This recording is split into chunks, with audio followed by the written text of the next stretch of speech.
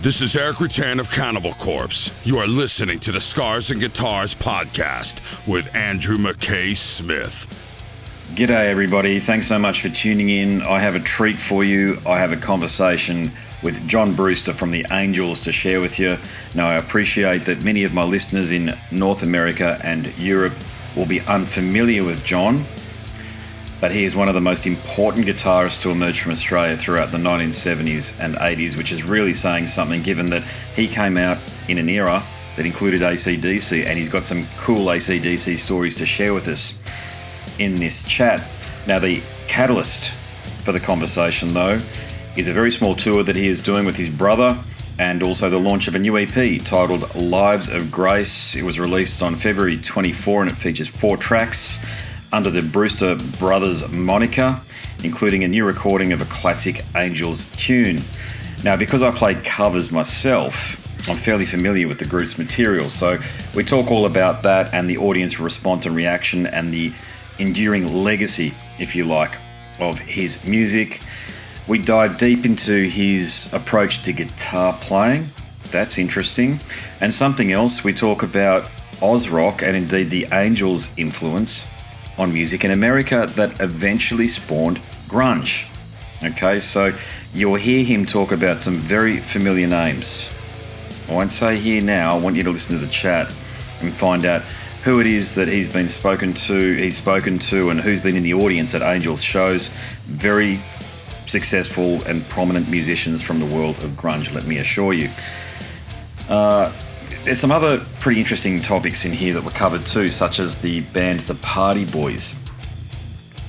They were big for a moment, it's fair to say, and that group also featured Alan Lancaster from Status Quo.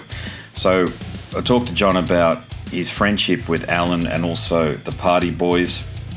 Yeah, it's a far-ranging conversation, this one here, and I haven't listened to a lot of conversations with John, but for the person who's listening who is very familiar with the Angels and John, I think you're going to get a lot out of it. But in particular, if you're unfamiliar with the Angels and John, this is a very good introduction, and I hope it inspires you to investigate deeper. On that note, I have picked one of the most iconic Australian tunes to launch the conversation. So I wanted to play a tune, and I've picked Take a Long Line, or Long Line, as I write it down on my set list whenever we're playing it. I play it most of the nights that I play. It's a killer tune. And here it is. Once it's done, we'll dive into the chat. I should add, we can only play that if you're listening via the podcast apps. Unfortunately, I can't play music on YouTube. Anyway, either way, let's get to it.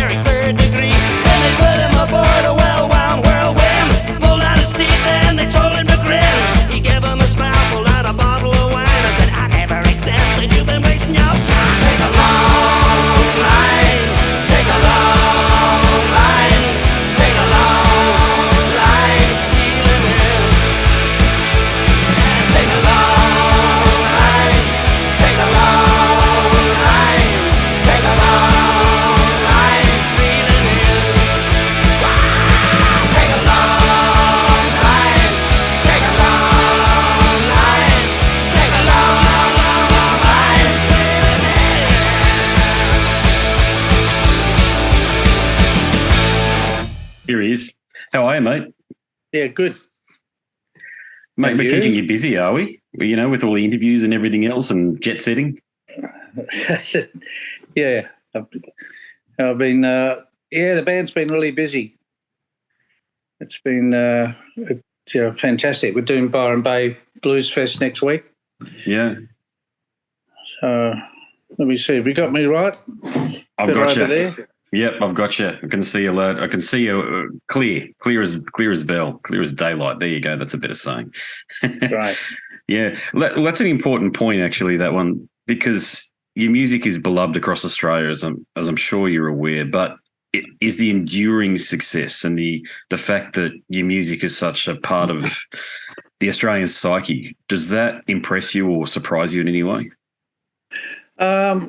It certainly impresses me, and yes, in a sense, it surprises me, because what surprises me, and has for years, is the number of young people that come to our shows, and I'm talking about as young as like 18.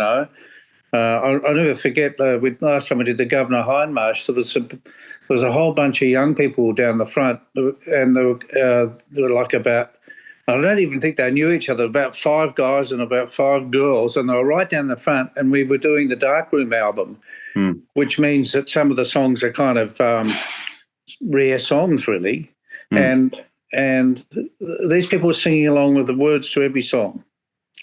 That's kind of a surprise, but I think one of the reasons why we've had this longevity is that with the songs we wrote kind of still, to me, sound like cutting edge. I don't think they sound like they belong in another era so much. And also I think that bands always prided itself on being a really good live act. Bloody oath, yeah. I played covers. Like we mean. Yeah, I know. Yeah. Sorry, you go. Yeah. No, I was just going to say we play like we mean it. We love it. That's the thing. If I didn't love it as much as I do, I'd probably be hanging a guitar up and mowing the lawn or something. I don't know. I mow the lawn anyway. I know the feeling, mate. Don't worry. Yeah. What I was saying was I play covers, and look, I've played Long Line, No Secrets, and for a very long time now, as you can appreciate, every cover band in the country, certainly in regional areas, particularly in Queensland, Western Australia, South Australia, we absolutely have to play Am I Going to See Your Face Again? Because if we don't, we get stuff thrown at us or we get abused, basically, toward the end of the night. It's either that or Rage Against the Machine's Killing in the Name Of. I love it. So I'm a bassist, as I said, but I might have mentioned, but I also play guitar, and guitarists rarely get the nuance of your playing. This is what I've noticed when I'm playing with people in a band, because I've studied your playing, had the headphones on and got into it, because you're very different to Malcolm and Angus. You've got your own technique and your own style, but it is all you. Now, as a bassist, I really appreciate that you don't rush the beat, and in this way you lean into the beat, especially when you're playing very fast. That's what I've liked about you. It's just this almost James Hetfield-esque down picking with the occasional up picking and like. So do you agree with what I've said? And is this commentary that you've had before? Yeah. Yeah, that we call it, I don't know, quite where it happened from, but we call it the knick-knicks. But the thing about it is that it's actually loud, soft, loud, soft, loud, soft. It's not even meter. You don't go da da da da da da. It's da da da da da da da da da da. Right? It's like it's got a lilt to it. And so we based a lot of our songs on that kind of thing. And I think one of the reasons we did is we got into it. But the other thing is that we wanted to have point of difference between us and AC/DC, because we were in the same record company. We used to hang out together, and we'd be there for some of their recording sessions and vice versa. And so we just wanted to have to develop our own style. And it took a little while to do that, because we came out of being a jug band, where Rick played the washboard, and we had banjos and guitars and kazoos and harmonicas and all that kind of stuff, and it was a lot of fun. The jug band was a lot of fun. But then to form a rock band, we had to kind of learn how to be a rock band, and certainly influenced by AC/DC. But they became really good friends of ours. And I mean, I remember hanging out in hotel rooms with Malcolm, trading ideas. They were wonderful days, and days we'll never forget. The wonderful days of working with Harry Vanner and George Young. And there's plenty of memories, mate. We've been around for a while. We're celebrating 50 years next year. I know, it's amazing. Yeah. It's amazing to think of it. You're the band that when we were kids and we used to go on these road trips that all Aussie families used to do, they don't do it so much anymore, but you go into a petrol station or a truck stop and you'd see your cassettes. Remember those cassettes they used to sell beside you'd see your cassettes. You'd see your cassettes in there, and I think that's where my earliest memories of the band actually come from. But I'm gonna do a bit of a left-hand turn, because another thing that you were a significant part of, which is, of course, the Party Boys. And you may remember there was a compilation back in the day, and this is really important to people of my vintage, Smash Hits 87. And on that cassette, there was a song called He's Gonna Step on You Again. And I think it was the best song on that compilation there. And it really it was one of the catalysts for me as a real young fella to get into heavy music and rock music was that song there. So again, if you had that sort of feedback that song in particular for a very impressionable generation has had an influence?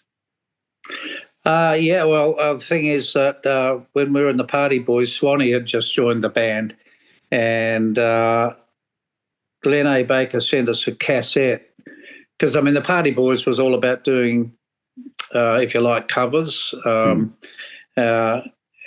in some ways, I think Alan Lancaster and I, in a way, spoiled it, because we started turning it into another band of original songs, which actually worked really well, because that album that we did, Alan and I did that album, and that went through the roof. It sold over 100,000 copies in Australia, and also did quite well in the US too, mainly because of that song, He's Gonna Step on You Again. But that was on this cassette, and Al and I were driving back from Wollongong. At that stage, we were living next door to each other, and we put the cassette on, and Step on You came up, the John Congas version, and I said to Al, that's a Party Boys song.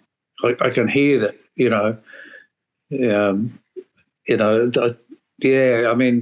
and so when we recorded it, we actually used a drum machine just to get that even meter, and I called a guy called Sunil De Silva, and I asked him if he'd come in and play percussion, and I just said, whatever you play, can you just make it all loud, soft, chit-chit, chit-chit, chit-chit, so he had all these wonderful instruments, including a talking drum, do-do-do-do-do. So I recorded 12 tracks of him and then mixed it down to stereo pair, for the low-end instruments, the top-end instruments.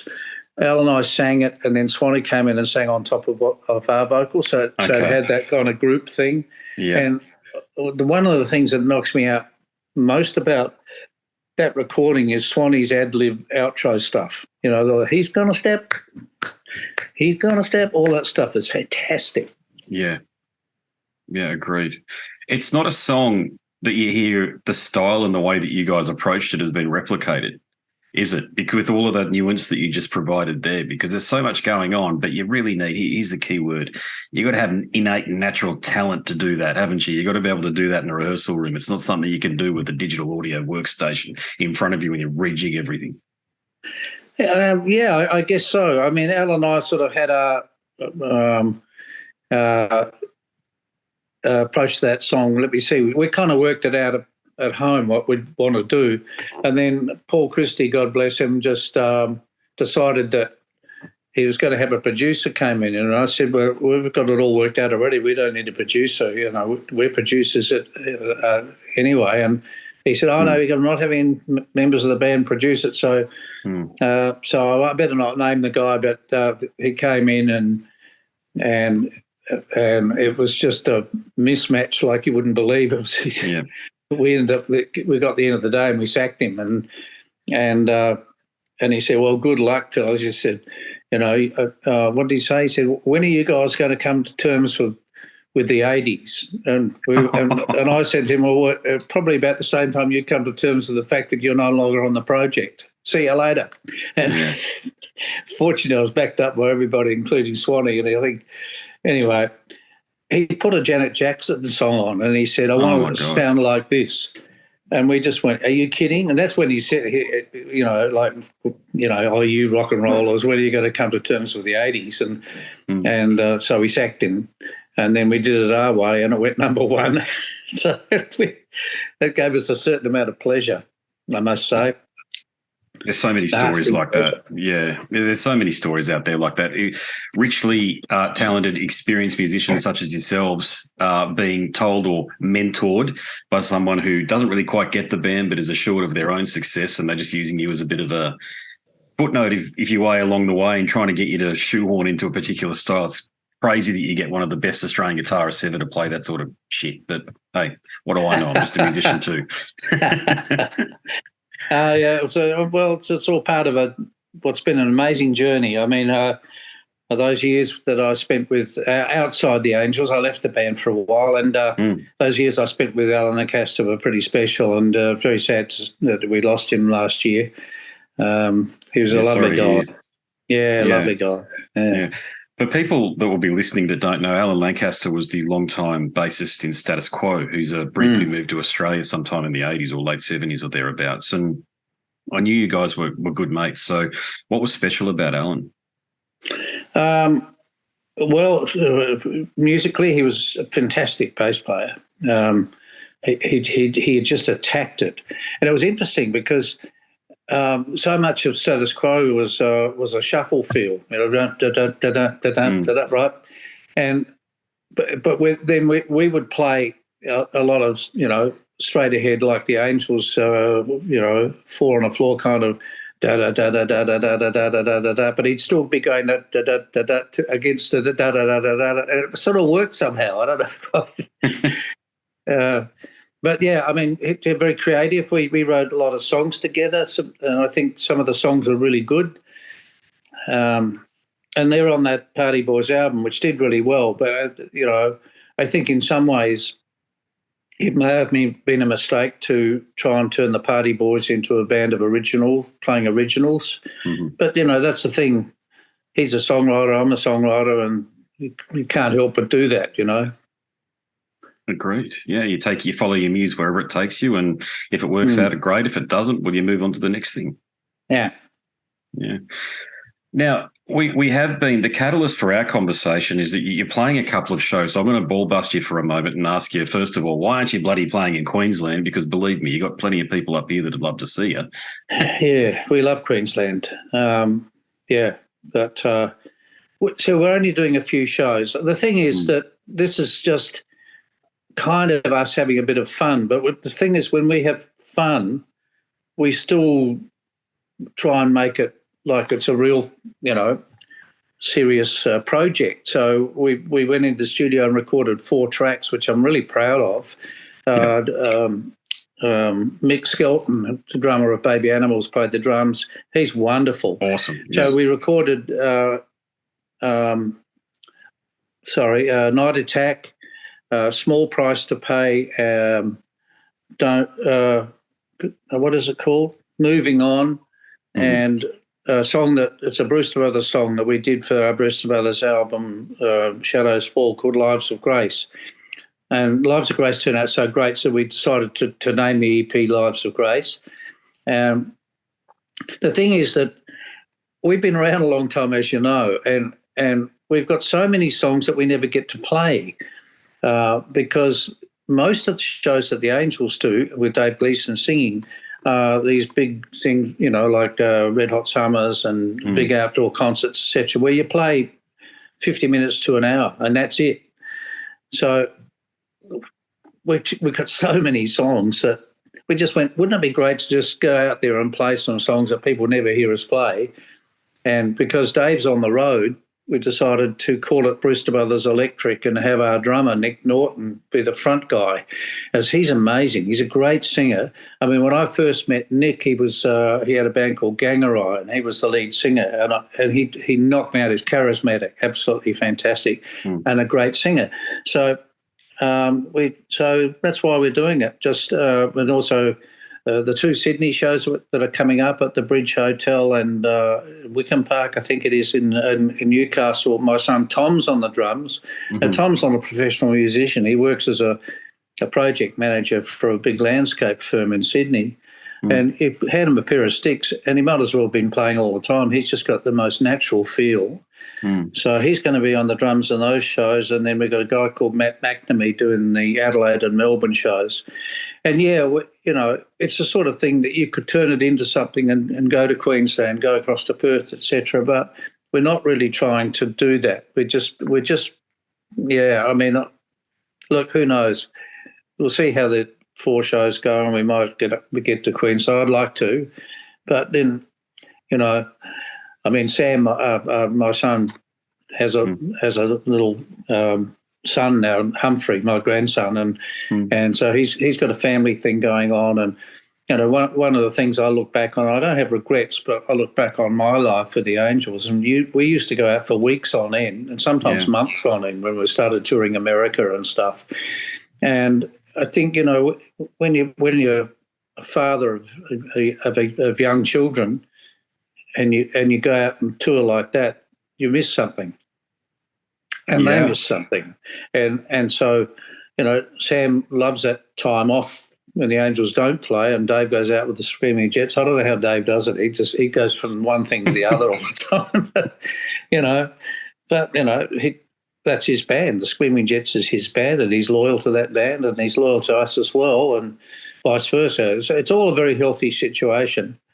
But we just wanted to have an experience of having Nick be the front man and sing.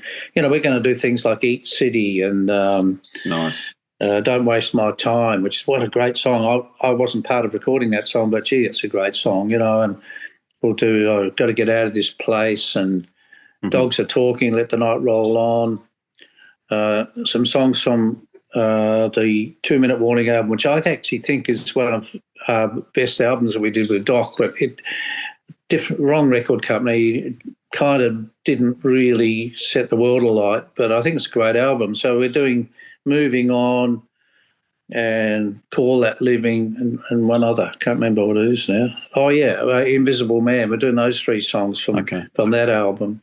So we're trying to make sure that we don't, for example, you mentioned Face Again. Well, we won't do that one. That's for the Angels. That's for Dave to sing. Yeah. So actually, the repertoire is fantastic. I'm really looking forward to doing it because there's some great songs in there. And the thing is, we've got so many fans that they're always asking for songs that we never play. So we thought, well, let's do a few songs that people do ask for. Yeah, I'm hearing you. Yeah, and it's good-natured ribbing I'm giving you about the Queensland thing. It's just it would be a joy to catch you guys in this sort of a format. There's this playing covers, as I've mentioned, that I do. I'm noticing it's not a renaissance, but the familiarity. And here's the thing.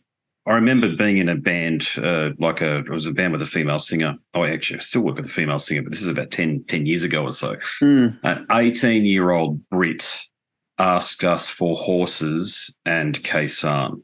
How does an 18-year-old Brit know about Horses and Kaysan? And that would extend to your music too.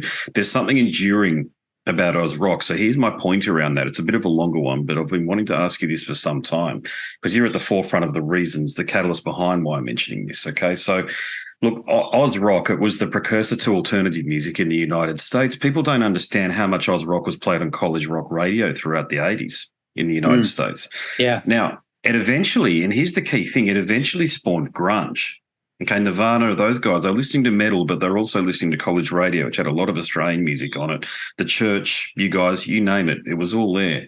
Now, do you feel like as though the Angels and indeed the Oz rock scene in general from an international perspective, do you think we get proper acknowledgement by those idiots at Rolling Stone, the journalists there? Not all of them, I know some of them, but some of them are real fucking, the hardcore lefty types who put a political spin on everything. But do you think that because they're doing that, they're not focusing on the music, the thing that the fans truly cherish, and they're giving you guys your just reward as a global influencer in so many respects? Well, yeah, it's an interesting question. I mean, speaking of Rolling Stone, David Frick from Rolling Stone magazine was flying to various parts of the States to watch the band play. He wrote it up in Rolling Stone. He said, this is the next Rolling Stones. So he was that into the band. And, we were setting the world on fire in those days.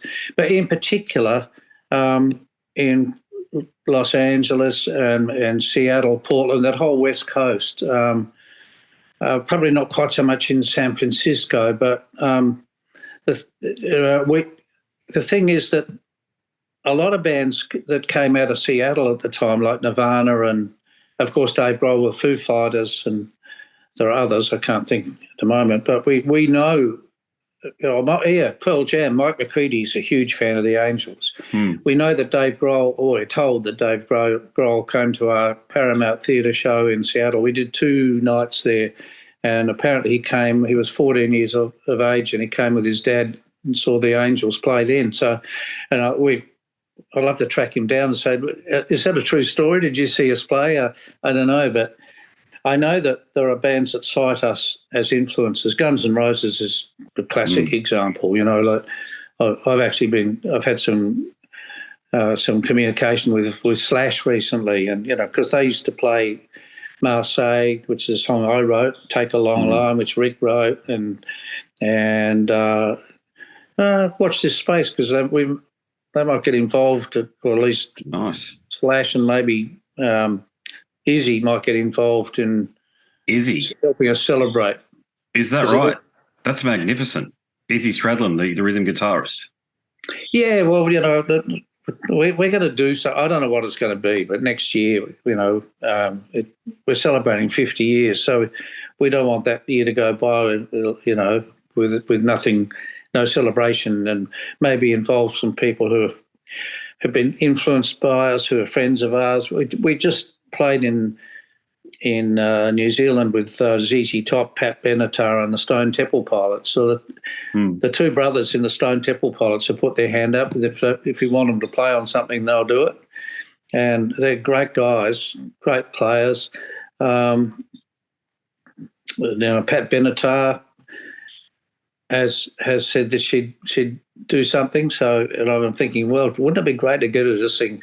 I'm thinking, what's the obvious song for Pat Benatar? Well, you could say, well, Be With You. That'd work. That'd be great. But then I thought, what about Mr. Damage? Can you imagine Pat Benatar? She's fantastic, by the way. She's still got it. She's still got it. She's magic. And her husband, Neil Giraldo, who I played golf with, he's incredibly talented, lovely guy. So we became friends out of that, and that's what happens out on the road. You sort of make some friendships, and but I just imagine Pat Benatar singing Mr. Damage. And the reason I thought of Mr. Damage is because they do Helter Skelter, and boy, she built that out. It's fantastic. She can bloody sing. I don't know. I mean, next year, who knows? But that's great. The thing is that we toured America, and in particular America. We did really well in Europe, and it's beyond me why our manager didn't have us continue that campaign in Europe. It was crazy, absolutely crazy. And we played Paris only a few years ago, or 2015, I guess it's getting back about way now, but we went over there and we played this gig in Paris. It's a wonderful gig. There was about 200 people lined up just to have us sign things. At 2:00 in the afternoon, we turned up for a sound check. And I'm thinking, we haven't played Paris for 35 years, and these people would have been under 35 years of age. It's like, so, we created quite an impact there. Marseille was a big hit there, and we never went back. But I guess our manager was focused on America. And America was difficult because we tried to do it out of Australia, and we take our own road crew, and the costs were enormous. And we toured, and we did really well. We did a lot better than people realise. Yeah. But we didn't break wide open. And to break wide open in America, you need a lot of things that are going to go your way. I mean, I became friends of John Ilsley, who was the bass player for Dire Straits, and we were playing golf one day, and he said, "Oh yeah, you know, when we put out the, I think it's the Brothers in Arms album," he said, it just wasn't happening in the States. It was happening everywhere else, but not America. And so we were going to leave the company. I think it was Capital or something, and he said then they'd spent $250,000 buying money for nothing up the charts, and it was all over. So they call that independence. You know, you spend money with, you know, whining and dining and stuff, people, and, you know, without going into too many details, we didn't have that luxury. And No. having said that, we still did really well. You know, the West Coast in particular, Chicago, we did really well, selling out like the Park West Club, which is a great club, and the Ritz in New York, and it wasn't an unsuccessful campaign. But the trouble is, we were just losing money hand over fist, and having young kids at the time, you know, like that's what caused a breakup with me. I mean, I was always responsible for the band's financial side, and I said to the guys, you know, we're going to lose our houses. This is ridiculous. We can't do this. Yeah. And so that caused a bit of angst. So anyway, you know, all's well that ends well, they say. Very true. Great insight into a very important part of your, not just your history, but Oz rock music history too, because there are so many bands that tried to break into the United States, and AC/DC, there's others in excess, AC/DC in your era, but the fact that you were successful and were still losing money says how hard a gig it really was. And people don't necessarily understand that, do they? They sort of think, oh, the Angels didn't break in the United States. Wrong. You did. It just, the planets didn't align. Well, yeah, that's it. You know, and let's face it, in rock and roll, the planets have to align, you know. I mean, you know, like at our most desperate time in 1977, when it looked like, you know, we probably couldn't go on because we were getting no hits. You know, radio was ignoring the singles.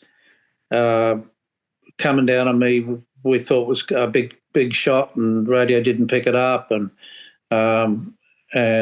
you know, we were driving around the country in my old E.H. Holden station wagon, and I look back on those days and I think, wow, what was fantastic, wasn't it? It was just, it was, you know, the camaraderie, the fun that we had was amazing, but at the same time we weren't getting anywhere, even though we were signed up with Harry and George at Albert's and part of the Albert stable with AC/DC, etc.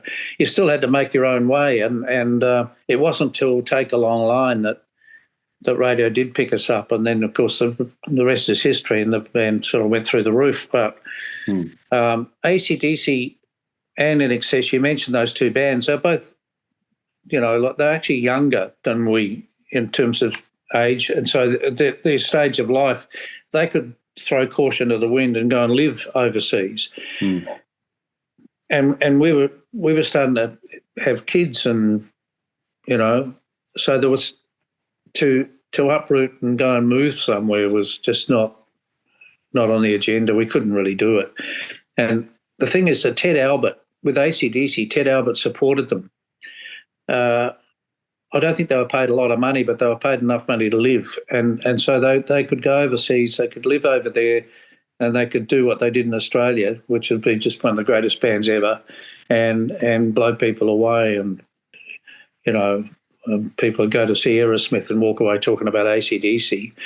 With no offence to Aerosmith, by the way, they're a great band too. But it's true. Yeah, that's happened. It's true, you know, and to a certain extent, that's what happened with us. We did a lot of gigs with AC/DC, and we went over really well. And in some kind of way, we almost stepped into their shoes when they left. In some ways, we literally did. I bought a guitar from Malcolm, and we bought all the Marshall amps. Suddenly, our guitar sound went from ordinary to great. You know, I'm doing a lot of reminiscing here, I know, but the thing is, they were amazing days, you know, absolutely amazing days. And I don't look back on, I guess if you like, failure to do in America what we did in Australia with regret. There's no point in regrets. I can look back on it and say, well, it was pretty stupid to leave Alberts. That was a ridiculous move that our manager made at the time. Just ridiculous. I mean, Ted Albert supported AC/DC, would have supported us too. We lost our home base, and we were part of a family. The Alberts stable was like a family, and I always felt that we let the family down by leaving them. It wasn't our idea, We got talked into it. You've mentioned the manager a couple of times here, and these stories are as common as anything else in the music industry. But was he someone who was a bit older than you guys and had told you guys that he'd been there and done it all, and because he's a bit older, you guys just felt we better go along with what he says, or is it something else? Well, the guy's name is John Woodruff, and I don't mind mentioning him because I'll speak to him. I'll speak about him with respect. I mean, when the band took off, he'd actually left the band. He was in Adelaide driving cabs or something. Right. Okay. Yeah. Hang on 1 sec. You're right. Hey, Chris, I'm just on a Zoom call. Can I call you back soon? Oh, okay. I was just going to get the reschedule for today if that's possible. Okay, I'm just talking to Andrew. Oh, you're still on that one? Okay, no worries. Call me after that. Yeah, I'll call you back. Okay. All right, tough, mate. Bye. He's good, Chris Marriott. He's a good fella. I like him. Yeah, he's a mate. Yeah, I do too. He gets on top of it, mate, and he organises these things. And I know it can be a bit of a thankless task, particularly with the international artists and the bloody differences in times and all the rest of it that's out there. But it's always great. I mean, he's the interface between me and you, mate, and it's always a pleasure to talk to someone of your standing, that's for sure. So, look, I'll ask a couple more questions just in the interest of time for you. I'll just finish what I was saying about John Woodruff. Sure. The thing is, John Woodruff, when he came back into the band, I called him. We'd just done the stage door, and there was a big crowd, and I said, so I called him and I said, you know what, it's happening. We're starting to take off. Come back. And he came back, and look, he was fantastic. He created, along with Rod Willis and Ray Hearn, he created Dirty Pool, and we started. From the business end of it, we started doing door deals and making money, and it was a wonderful time. I think his decision to take the band out of Alberts was crazy, but I don't dislike him for it. He obviously thought that it was the right way to go, and he was very charismatic. He was a bit of a father figure to us. Yeah. So while Rick and I and Doc were head down trying to write the best songs we could. He was handling the business end, and so we had a lot of reliance on him. And I'm not saying that was wrong to be like that. It's just I think it's easy to be wise in hindsight, but I did feel at the time. I had a meeting with Harry Vander and George Young, and I just felt terrible. And they did too. For us to leave Alberts, and it was just a crazy move. Oh man, yeah.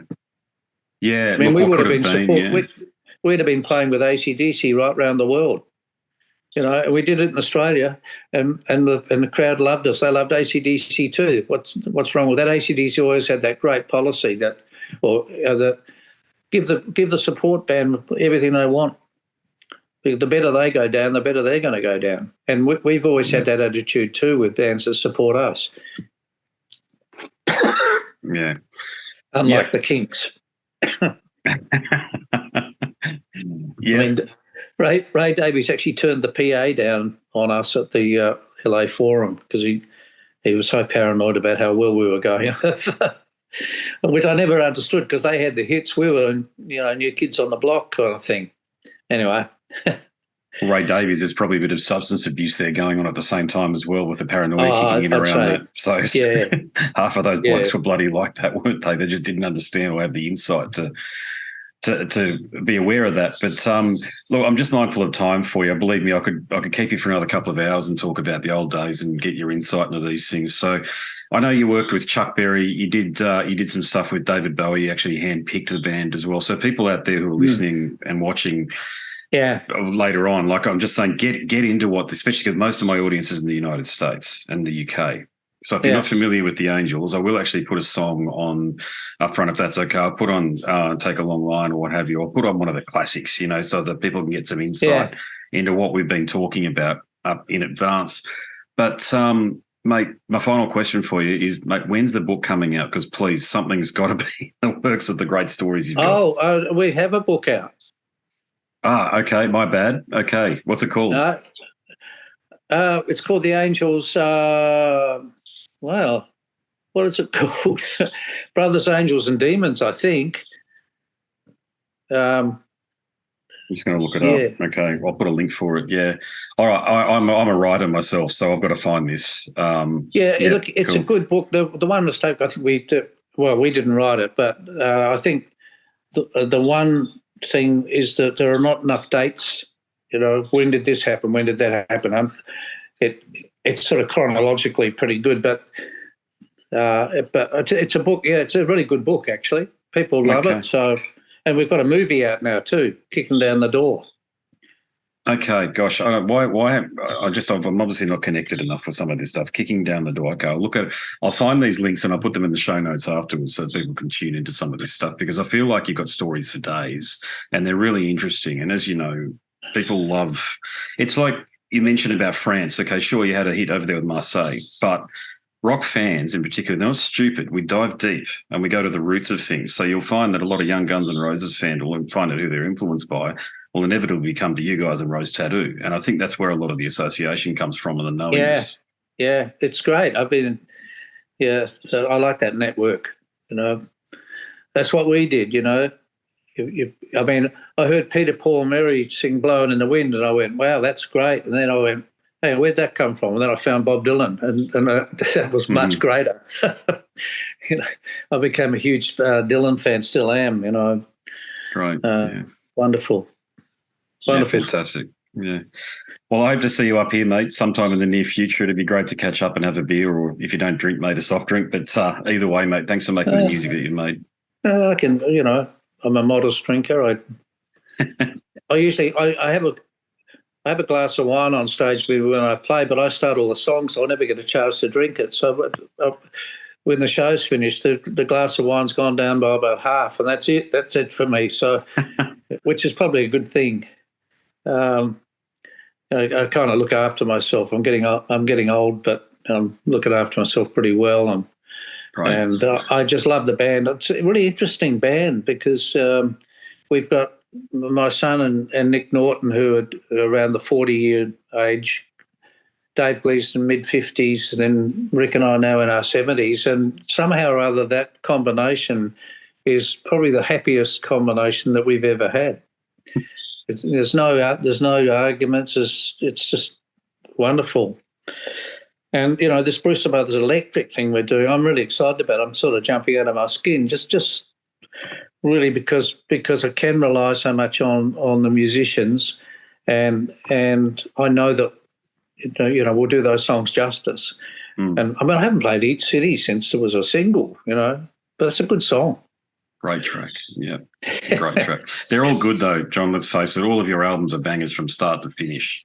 Thank you very much. Listening to your guitar playing, any young guitarists out there that want to learn rock guitar 101 and they're you want to get away from the Angus and Malcolm thing, because let's face it, it's been done to death. Listen to what John's done, because you've written part of that book, mate. You've certainly, in the great big book of rock guitar, mate, you've at least got a couple of paragraphs somewhere in amongst the chapters there. So, well, that's very kind of you. Thanks very much. I'm a rhythm guitar player, and I love being a rhythm guitar player.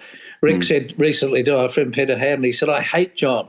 And he said, why? He said, because when we go out on the road, John just tunes his guitar, walks on stage and plays, and he plays it all perfectly. He said, I got to rehearse for 3 weeks before we go. I know the feeling on that front, yeah.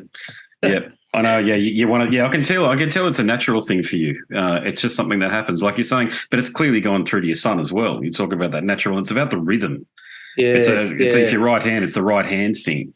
It's with the picking finger. It's not really everybody thinks it's about if you're right-handed, because of the left hand. It's not. It's about this one here. Even the way, where's my pick? Where is it?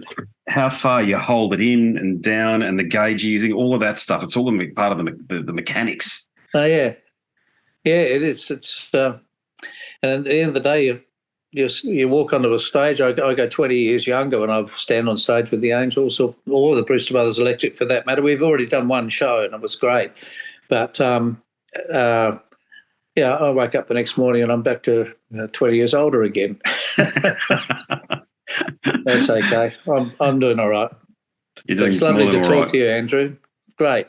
It's been an absolute pleasure, John. Yeah, I do hope we can meet one day and share that and have that beer. So but thanks for doing what you've been doing, mate. It's very meaningful, and you've made a very positive impact on a lot of people's lives.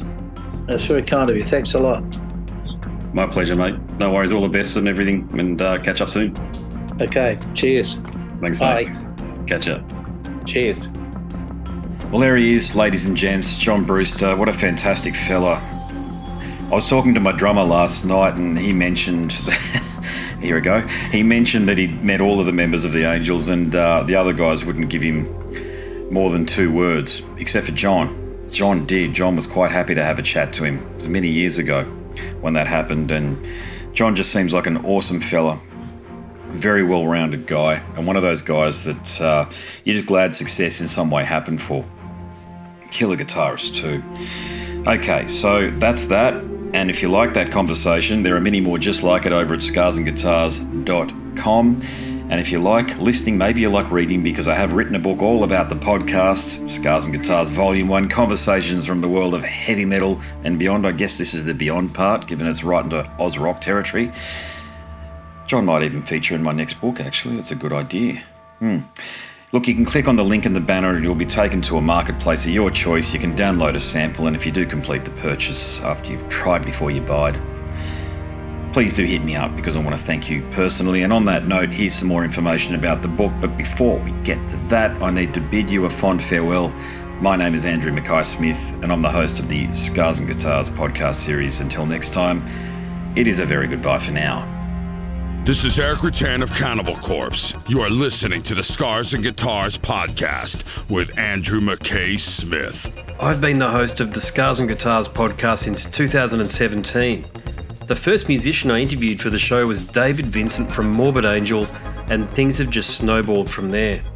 In all, I've posted almost 650 podcast episodes featuring conversations with many of the leading lights of rock, heavy metal, and beyond. It just got to a point where I thought, I need to write a book about all this, so that's exactly what I did.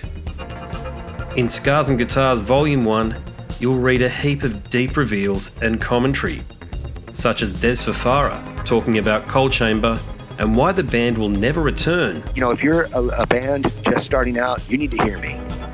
Do not start a band with partners. Ever. Yeah, wise words there. Sage advice, mate, for anybody. Don't ever, because I can't go do Coal Chamber right now unless I get others involved. Phil Anselmo talks about the episode in his career which gives him the greatest sense of accomplishment. I think the staying power of the fans and the staying power of the songs, you know, whether it's Pantera, Down, or Superjoint, the fans remember the songs. Alex Skolnick from Testament confirms that, yes, playing the guitar in Ozzy's band is anything but an ordinary gig. Will Silent Oz from Dimmu Borgir write a book? Pa from Sabaton gives advice to people who want to start a band. Look at the team around you, look at the bandmates. If the guys want to be on the stage, then it's all cool.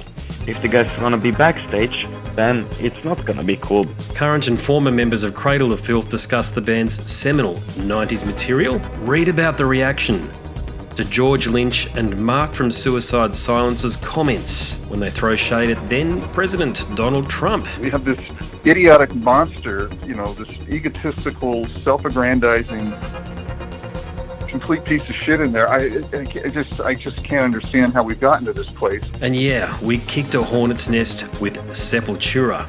Percussive overlord Gene Hoglan talks about recording with Chuck Schuldiner. Chuck was always, he was very, very open-minded, and and he was into having his musicians that were playing with him just reach out for the best stuff that they had. Phil Campbell from Motorhead discusses what it takes to get sober. John Five answers his critics who dismiss his tenure with Marilyn Manson.